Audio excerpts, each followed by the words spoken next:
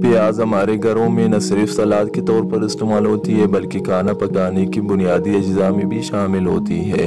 यूं तो प्याज के बेशुमार फ़ायदे हैं, लेकिन प्याज खाने के फ़ौरन बाद जिसमें कुछ ऐसी तब्दीलियां रोनुमा होती हैं जिनके बारे में बहुत कम लोग जानते हैं।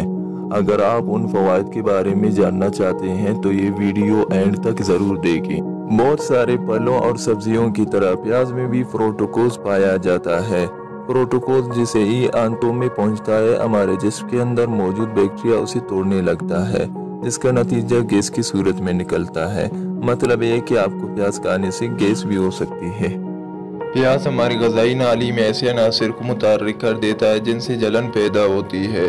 प्याज खाने के बाद आने वाली डकार इस जलन को मज़ीद बढ़ा देती है। अगर आप प्याज खाते हैं तो आपको तेज़ाबियत का सामना भी करना पड़ेगा। अक्सर लोग इस बारे में पूछते हैं कि प्याज काटने से आंखों में जलन क्यों होती है।